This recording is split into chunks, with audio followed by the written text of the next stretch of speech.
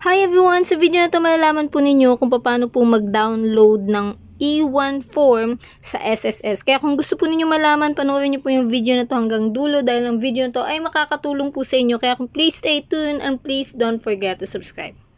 Thanks, TV. Kung mahilig kayo ng mga informative video na kagaya neto, huwag po ninyong kalimutan mag-subscribe dahil lahat po ng mga video po namin dito ay siguradong makakatulong po sa inyo at para ma-notify po kayo sa mga latest update po ng mga informative video na kagaya neto. Ang E1 form ay ginagamit kapag kayo ay mag-register ng membership sa SSS. Ito ay personal data record. Naka-record po dito ang personal information po ninyo. Ginagamit po ito usually kapag kayo po ay mag-register ng membership sa SSS for requirement pag mag-apply ng work at pag mag-claim ng benefits sa SSS. Paano ba mag-download? Type nyo lang po www.sss.gov.ph or pwede nyo din po i-search ang Republic of the Philippines Social Security. Click nyo lang po yan at mapupunta po kayo sa website po nila. Ito po yung itsura ng website po nila. Scroll nyo lang po at sa may bandang baba ay makikita po ninyo yung download forms. I-press nyo lang po yan at mapupunta po kayo doon sa next page ng registration and membership po ng SSS. So dito guys, i-click nyo lang po yung pinakauna po, yan pong personal record. Diyan po ninyo makukuha yung or mada-download yung E1 form. So i-click nyo lang po yan at mag-o-automatic download na po yan doon po sa device po ninyo. Makikita nyo naman po na na-download siya kapag meron na po siyang check sa may taas po nang nakahilera po doon sa may wifi po ninyo. Yan po ang palatandaan na na-download na po mismo sa inyong cellphone. Meron kasing nagtatanong guys na wala daw silang mahanap na download icon. Iniisip nila hindi pa na-download or hindi pa na-download yung kanilang request na E1 form.